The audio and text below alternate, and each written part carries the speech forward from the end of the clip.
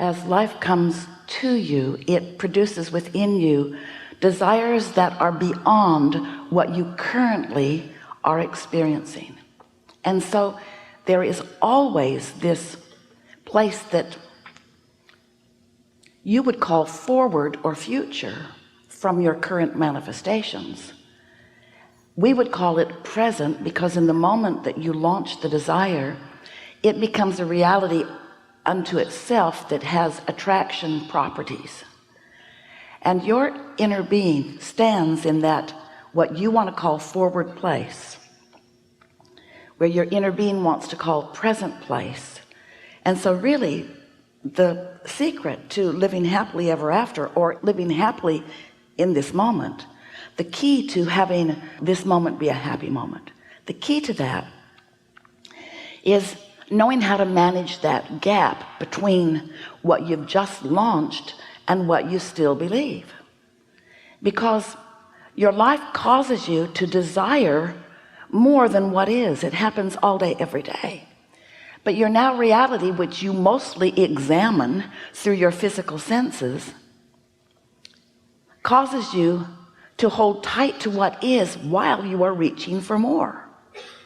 Now that's uncomfortable. You call that yearning. Sometimes you call it desire. But a desire that is pure doesn't feel uncomfortable. Meaning a desire that you're not resisting, a desire that is not contradicted by habit of thought, which is what a belief is. A purely non-resisted, non-contradicted desire is bliss, and it is powerful. Oh, the power of a non-resisted desire, the power of a pure thought. That's what Source offers. That's why Source creates worlds. That's why Earth spins in its orbit in perfect proximity to other planets. Those thoughts thought by non-physical beings are non-resisted. They are not doubted. If it were up to humans to keep your Earth spinning in its orbit, you'd have forums on how it's not likely to last, how lucky you've been that it's gone this good this far, and who's responsible for the certain doom. But the non-physical part of you, that non-physical energy that we call non-physical, sometimes you call it God, we call it Source, this non-physical energy is not doubtful, it's not hateful, it's not vulnerable, it just knows. And in that absoluteness of that knowing, which just means in that non-contradictedness of that knowing, there is power that you haven't tasted yet to your full capacity. It's like the difference between non-resisted thought as compared to resisted thought, meaning a pure desire as compared to a desire that you want but you don't believe. Pure thought is equivalent to an atomic bomb, and normal human thought is equivalent to a firecracker. You just can't quite feel the power of the non-resisted thought, and yet every now and again you find a little piece of it and you feel the energy of it, the euphoria of it, the bliss of it, the power of it. But for most humans it doesn't last very long, because you've trained yourself and been trained by others to be so very objective, so very balanced. Let's weigh the pros and the cons and the pluses and the minuses. Let's think about what we want, but let's look at the downside of it too. And we say, don't do that. Don't contradict your thought for the sake of pleasing others who don't know better. Find something that you want and focus on it unequivocally. And as you look around at others like you who are creating their own reality, and you see someone who is particularly apparently masterful at it, in that they've accomplished a lot, they are masters in their art or masters in their science or blissful in their world, and as you get up close enough that you get to hear them or know them, you will notice these things about them.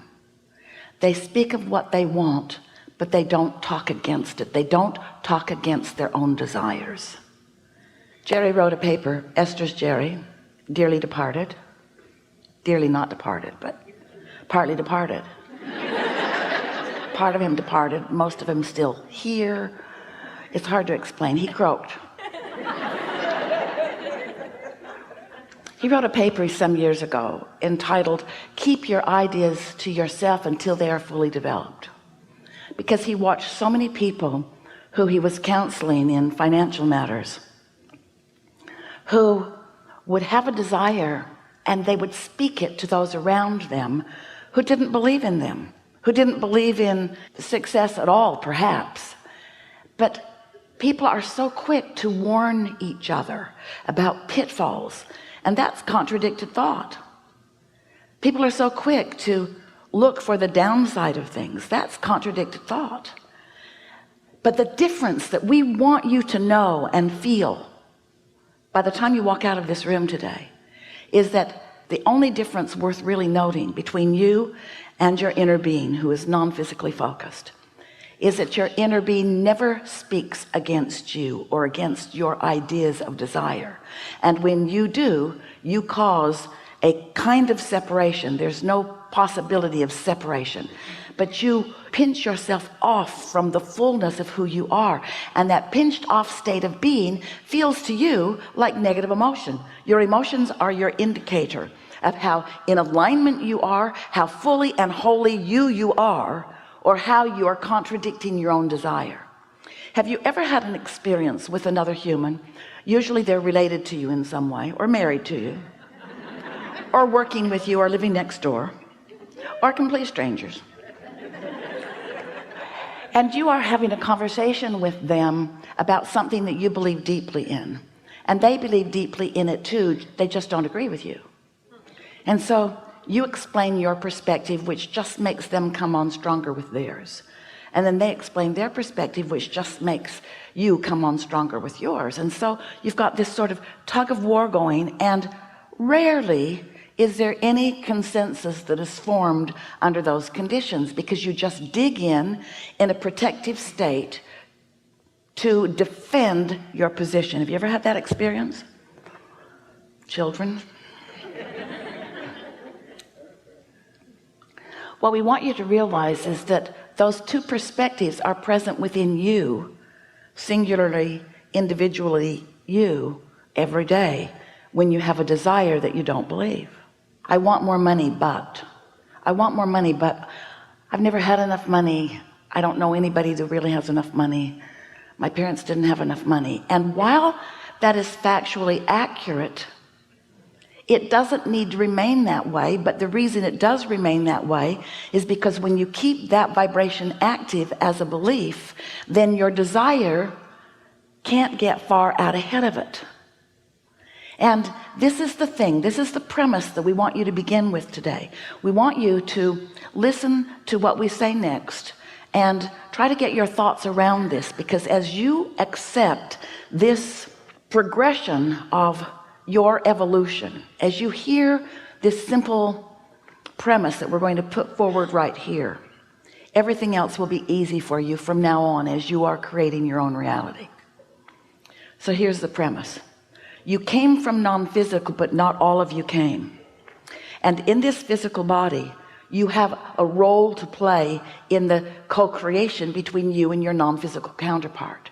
You said, I'll be on the leading, not bleeding, leading edge. I'll explore contrast, and I will come to my own personal conclusions of what I would prefer beyond what is.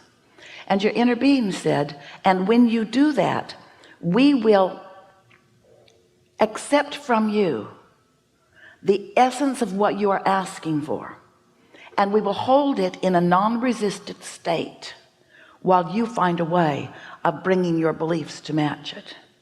In other words, if you lived in a time and a space where there was not enough food, and starvation is what was happening all around you, and your desire for abundance of food, not just for your belly, but for the bellies of those you love, for the bellies of those that you don't even know, you and however many of you that are having the experience, usually millions, are launching rockets of desires, and all of your inner beings are receiving those requests and holding purely that thought of abundance of food.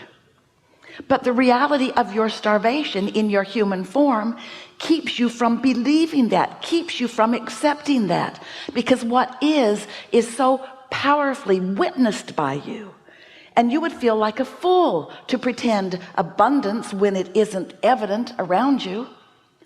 And so your now reality keeps you in starvation mode, starvation of relationships, or starvation of clarity, starvation of abundance of all manner, because what is, in terms of what you're seeing and hearing and smelling and tasting and touching, feels so real to you. And we want you to accept that while that is a reality, there is a vibrational reality that is the beginning of all things that are coming. And so these are the words that we want you to capture here, that we want you to focus with us upon. Get out ahead of it. Get out ahead of it. Now, what do we mean by that? So you know what you don't want, you know what you do want. Your desire got out ahead of your belief. It got out ahead of it. In fact, it got so out ahead of it, atomic bomb compared to firecracker kind of ratio. It got so far out ahead of it that source and that which you call God and all manner of that which is goodness, all non-physical, is focused with you on your new out ahead of it desire. Out ahead of it. Now you could translate that literally, out ahead of it, meaning it hasn't manifested yet. Like the seed in the ground is out ahead of the corn stalk that will grow and the ear of corn that will grow. In other words, the potential is out ahead of the reality. You get what we're talking about? But if the farmer didn't believe in the process of the seed becoming the ear of corn, then he would never plant the seed. And so often humans don't plant the seed because they want the corn to show up right now. Now we know you get that in terms of corn, but we want you to get that in terms of everything. We want you to realize that when you launch a rocket of desire, that's a seed that is germinating in this vibrational reality and being tended by the gardener of all gardeners, that which is source energy in your inner being, and it will become that which you want it to be. But you will not witness it if you are contrary to your own desire. You see what we are getting at? You've got to find a way to believe in your own desire. You've got to believe in your own desire, which means you've got to understand the process. You've got to understand that there is a vibration that is becoming a thought, and a thought that is becoming an impulse, and an impulse that is becoming a manifestation. In fact, let's call the thought a manifestation too, and let's call the impulse a manifestation too. In other words, let's start watching for the evidence of your desires turning to things that you can witness, rather than needing the thing to be there first so that you can then believe in it. Humans say, well, I'll believe it when I see it.